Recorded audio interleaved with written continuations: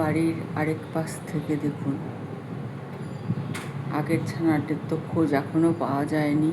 পাশে একটা main whole ছিল, জানি না সেখানেও পড়ে গেছিলো কিনা। এবার অন্যদিকে যে আছে সেখানেও দেখছি অন্য মায়ের কয়েকটা ছানাপোনা হয়েছে। সবাইকে একসঙ্গে বেরোয় না, এক একজন উঁকি মারছে, মাঝে মাঝে আবার ঢুকে যাচ্ছে।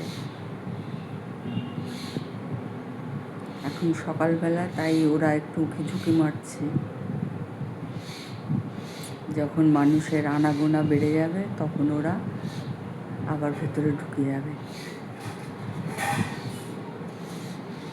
ওই যে আরেকজন আসছে, জানি না ওর ভাই কি বোন, সে কী করছে দেখছে। আবার ওইদিকে দু সাইড থেকে কুকুর আসতে পারে, সেই জন্য চারিপাশটা ভালো করে দেখে নিচ্ছে। ভেতরে যাদের বাড়ি কখনো কখনো সেখানেও ঢুকে যায়। দরজা বন্ধ থাকলে ভেতরে আটকে থেকে যাবে, এই ভয়ে সবাই বাইরে বার করে দেয়। এতটাও সাহস পেত না, ওর মা সবে বেরিয়েছে তাই একটু ঝুঁকি মারছে।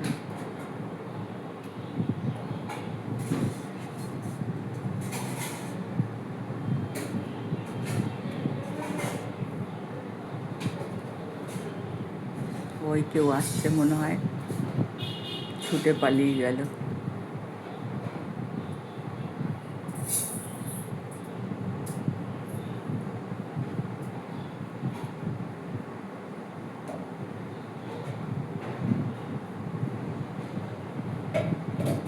এই করেই আস্তে আস্তে এরা খেতেও শিখে যায়।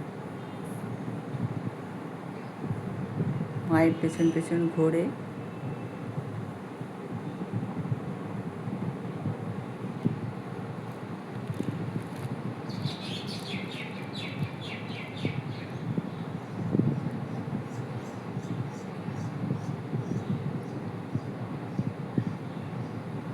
এরা নানা রকমের কসরতও করে, খেলা দেখায়, ছাদের উপরে উঠে, কিন্তু সবসময় তো হাতে মোবাইল থাকে না। একা থাকলেও ওরা ছোট ছোট প্রজাপতি উঠলে সেগুলোকে ধরবার চেষ্টা করে, বা কোনো হরিণ এসবগুলো দেখলে তাদের সঙ্গে খেলে।